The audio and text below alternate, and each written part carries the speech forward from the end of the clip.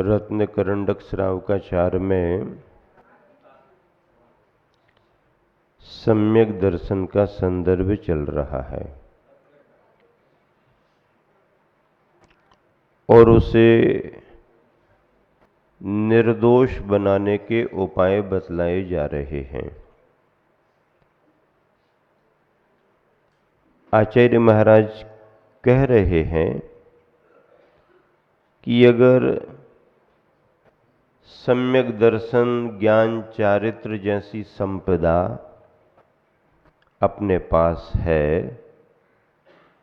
तो फिर बाहरी वैभव विभूति ना भी हो तो भी श्रेष्ठ माने जाएंगे। और बाह्य वैभव बहुत है लेकिन सम्यक दर्शन, ज्ञान, चारित्र की संपदा नहीं है तो बाह्य वैभव का कोई मतलब नहीं है। कल के दिन आप सभी ने सुना था कि पुण्य के योग से प्राप्त भौतिक उपलब्धियों पर अपने को बहुत बड़ा मानना और जिससे प्राप्त नहीं है उसे बिल्कुल कुछ भी नहीं समझना, ये दृष्टि ठीक नहीं। उपलब्धियों पर हर्ष तो होता है, गर्व और गौरव भी होता है क्योंकि उसका भाग्य है, उसका पुरुषार्थ है। तो उपलब्धियों पर गर्व और गौरव करे यहाँ तक तो फिर भी ठीक है अपने आप में, लेकिन जिन्हें प्राप्त नहीं है उन्हें कुछ भी नहीं समझना, उन्हें हतोत्साहित करना, उन्हें अपमानित करना, उनका तिरस्कार करना, ये धर्म का भाव नहीं माना जाता। इसीलिए आचार्य महाराज ने कहा कि पुण्य के उदय से अगर तुमको कोई सामर्थ्य शक्तियां प्राप्त हैं तो उनका सदुपयोग करो, व्यर्थ का अहंकार करके उनका दुरुपयोग मत करो। अब देखिए अगला श्लोक प्रारंभ होना है, श्लोक नंबर 27, पेज नंबर 34। यदि पाप निरोधोन्य संपदा किं प्रयोजनम् अथ पापाश्रोस्त्यन्य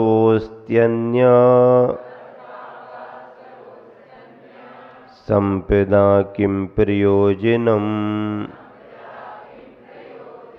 एक साथ मिलकर, यदि पाप निरोधोन्य संपदा किं प्रयोजनम् अथ पापाश्रोस्त्यन्य संपदा किं प्रयोजनम्।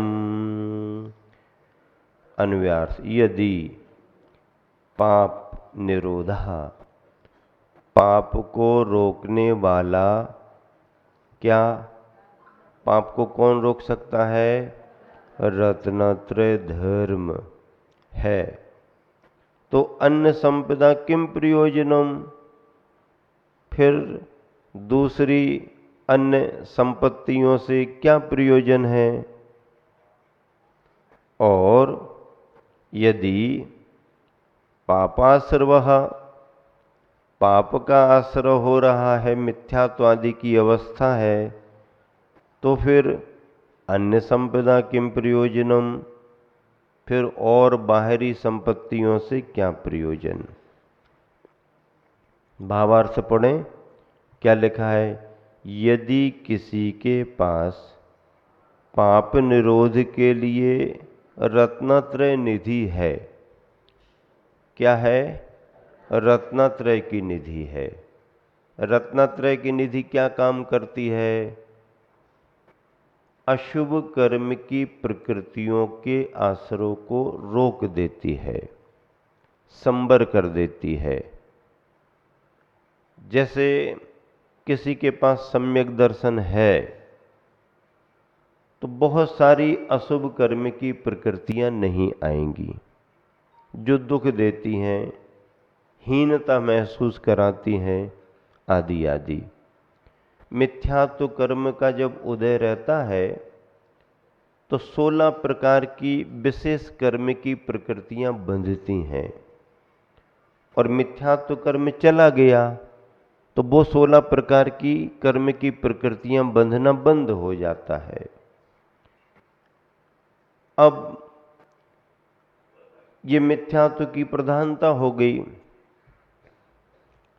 अब असंयम अवस्था है, अविरति है, तो उस असंयम अवस्था से 25 प्रकार की प्रकृतियां अनंतानुबंधी आदि के सहयोग से असंयम अविरति अवस्था में आती रहती हैं, और ये गए तो उनका आश्रय भी रुक जाता है।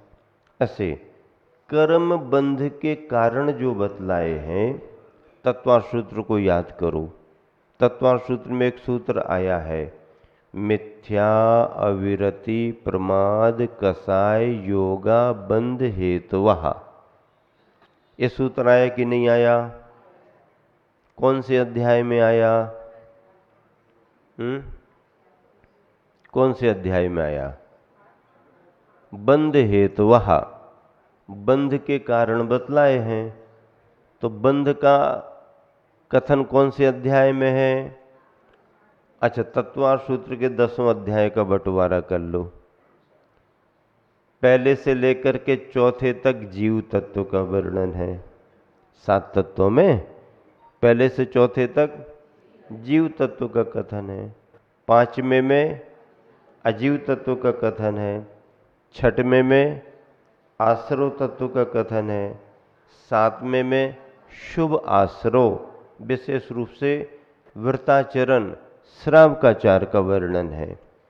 8वें अध्याय में बंध तत्व का वर्णन है। 9वें अध्याय में संबर और निर्जरा का वर्णन है। 10वें अध्याय में मोक्ष का वर्णन है। छुट्टी हो जाती फिर। तो 8वें अध्याय में बंध तत्व के वर्णन में अब बंध के कारण क्या है, कर्मों का बंध किन किन कारणों से होता है, तो मिथ्या अविरति प्रमाद कसाय योगः बंध हेतुवः। ये बंध के हेतु, बंध के कारण है। मिथ्यात्व के उदय में कर्म का बंध होता है। अविरति यानी असंयम के द्वारा कर्म का बंध होता है। प्रमाद की भूमिका में कर्म का बंध होता है। मिथ्या अविरति प्रमाद कषाय की भूमिका में कर्म का बंध होता है, और योग प्रत्यय के द्वारा भी कर्म का बंध होता है। फिर इन कर्मों के बंधन से, आश्रव से बचने का उपाय क्या है, तो सगुप्ती समिति धर्म अनुप्रेक्षा परिसयजय और चारित्र, ये कर्म के आश्रव बंध को रोकने वाले हैं। ये उपाय हैं कर्म के आगमन को रोकने के लिए, कर्म के बंध को रोकने के लिए उपाय क्या बताए? 9वें अध्याय में उपाय बताए। संबंध निर्जरा की बात की। गुप्ती समिति अनुप्रेक्षा परिसयजय चारित्र, इसकी चर्चा फिर अलग होती। मतलब कर्म बंध के कारण भी बतलाए गए हैं, तो कर्म बंध से बचने के उपाय भी बतलाए गए। मिथ्या तो कर्म का बंध कराता है, तो सम्यक दर्शन कर्म से छुटकारा दिलाता है। अज्ञान कर्म का बंध कराता है, तो सम्यक ज्ञान कर्मों से छुटकारा दिलाता है। असंयम अचारित्र कसायों की तीव्रता कर्म का बंध कराती है, तो संयम चारित्र कसायों की मंदता कर्मों से छुटकारा दिलाती है। वही संदर्भ सम्यक दर्शन के रूप में रत्न करंडक श्रावकाचार में चल रहा है। पहला अधिकार, पहला अध्याय रत्न करंडक श्रावकाचार का सम्यक दर्शन का है। अभी सम्यक दर्शन की ही चर्चा चली आ रही है। अब क्या कहा जा रहा है कि सम्यक दृष्टि धर्मात्मा पुण्य के योग से प्राप्त भौतिक उपलब्धियों पर या अपनी क्षमताओं पर, शक्तियों पर व्यर्थ का अहंकार नहीं करता, बल्कि उसका सदुपयोग करता है। और अगर अहंकार करता है तो फिर उसका सम्यक दर्शन होने लगता है, सम्यक दर्शन दूषित होता है, यहाँ तक कि सम्यक दर्शन छूट भी जाता है। इस श्लोक में क्या भाव प्रकट कर रहे कि देखो, यदि किसी के पास पाप के निरोध के लिए, पाप के रोकने के लिए रत्नत्रय की निधि है, तो फिर उसे बाहरी जगत की अन्य किसी संपदा की क्या आवश्यकता है। सम्यक दर्शन, सम्यक ज्ञान का परिणाम है। तो अब भैया महल उसका हो या ना हो, कुटिया में भी काम चल सकता है, ठीक है ना। बड़ी पद प्रतिष्ठा उसकी हो या ना हो, सामान्य नागरिक रह करके भी काम चल सकता है। अब उतना पुण्य का योग नहीं है कि बड़ी बड़ी मान प्रतिष्ठाएं उसकी हो, बड़े बड़े पदों पर उससे बिठाला जाए, या बड़ा व्यापार हो, या बड़े बल आदि मिले। मान लीजिए पुण्य का योग नहीं है तो नहीं होगा, लेकिन उसने इस भाव में अपने भव्यत्व भाव से, अपने परिणामों से अगर सम्यक दर्शन प्राप्त कर लिया, तो बाहरी चीजें ना भी हो तो उसके सम्यक दर्शन के कारण उसका अधिक महत्व है। और क्या कह रहे, और यदि किसी के पास पापाश्रव, मिथ्या दर्शन आदि मौजूद हैं, पाप के कारण मौजूद हैं, तो फिर अन्य लौकिक संपदाओं की भी क्या सार्थकता है। पहले वाले को आवश्यकता नहीं और इसके होने पर इसकी कोई सार्थकता नहीं है, वे तो कालांतर में नष्ट होंगी ही। देखो एक नीति बताते हैं आपको, इससे जल्दी समझ में आएगा। आप सब कहते हो ना कि पूत कपूत तो का धन संचय, और पूत सपूत तो का धन संचय। ज्यादा चिंता काहे को कर रहे। बेटा अगर सुयोग निकल गया, विरासत में कुछ ज्यादा ना भी दे पाओ, तो भी वो अपने हुनर से अच्छा कर लेगा। बच्चे में योग्यता आ गई है तो कहते हैं बहुत कुछ जोड़ करके देने की ज्यादा जरूरत नहीं है, वो खुद कमा लेगा। और अगर बच्चा योग्य नहीं बन पाया है, उसमें व्यापारिक कुशलता नहीं आ पाई है, या व्यवहारिक कार्यों में वह कुशल नहीं हो पाया है, तो तुम चिंता कर करके बहुत सारा जोड़ करके भी उसको दे दोगे तो भी उसका उपयोग नहीं कर पाएगा। इस भाव को बतलाने के लिए क्या कहा, पूत सपूत तो का धन संचय, और पूत कपूत तो का धन संचय। इसका मतलब है का धन संचय, ज्यादा चिंता मत करो। योग्यता है तो सब कुछ हो जाएगा, योग्यता नहीं आ पाई तो तुम कितना भी कुछ करो कुछ होने वाला नहीं है। आचार्य महाराज क्या कह रहे यहाँ पर कि अगर तुम्हारे पास अभी सम्यक दर्शन आदि का परिणाम नहीं आ पाया, क्या सम्यक दर्शन आदि के भाव नहीं आ पाए, रत्नत्रय के भाव नहीं आ पाए, तो फिर तुम्हारे पुण्य के योग से तुम्हें सब कुछ मिलता भी रहे। महाराज जी जब रत्नत्रय नहीं है तो पुण्य का योग कैसे बनेगा। अरे भैया पुण्य का योग पिछले भवों का होता है, इसी भाव से कोई लेना देना नहीं है।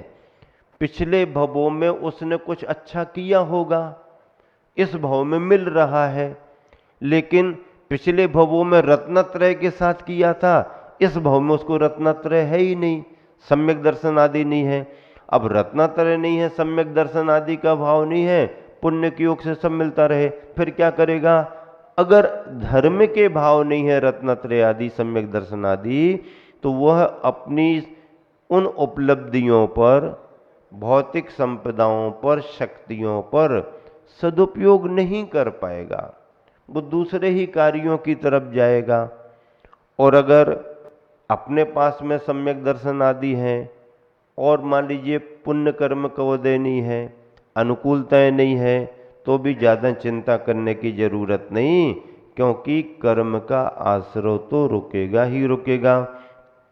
इस तरह से आचार्य महाराज ने धर्म का ही महत्व बतलाया है, रत्नत्रय का ही महत्व बतलाया है। और ऐसा रत्नत्रय सम्यक दर्शन के साथ, सम्यक दर्शन कैसे होता? भव्य जीव को ही होता है, भव्य जीव को ही होता है, अभव्यों को नहीं होता। भव्य में भी संगीपना, पंचेंद्री में संगीपना होना चाहिए, पर्याप्तियां परिपूर्ण होने की स्थिति हो, पूर्ण हो गई हो, और वह ज्ञानोपयोग में रत हो तथा जागृत अवस्था हो। इतनी सामग्रियों के मिलने पर ही सम्यक दर्शन की भूमिका बनती है। ऐसे सम्यक दर्शन की महिमा को यहाँ पर बतलाया जा रहा है। दोहा देखिए, मिलान करें, पढ़ें। पाप निरोधक धर्म यदि, तो धन का क्या काम। ओ आश्रो यदि पाप का, तो धन का क्या काम। 27वें नंबर का पद्य गुरुवर आचार्य श्री का लिखा हुआ, पेज नंबर 102 पर है। ऊपर 4 पंक्तियां पढ़नी हैं, मिलान करें, एक साथ पढ़ें। संबरमय समिकित आदिक से, जिनका कलुषित पाप घुला। जात पात धन कुल से, फिर क्या रहा प्रयोजन आप भला। किंतु पापमय जीवन जिनका, बना हुआ है सतत रहा।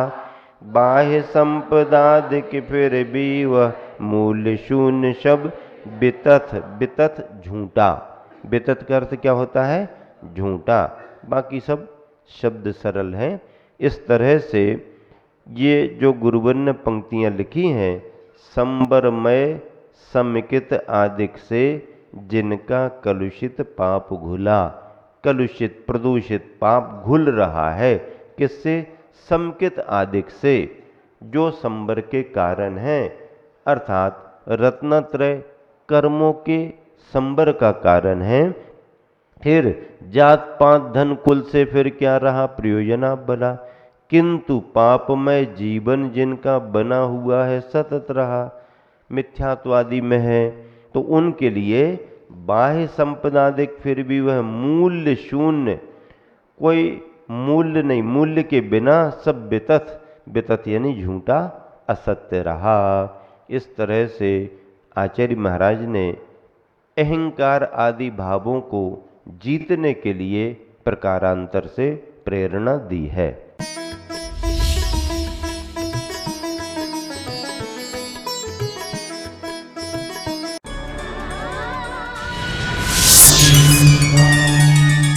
अपनी तप साधना से जिन्होंने की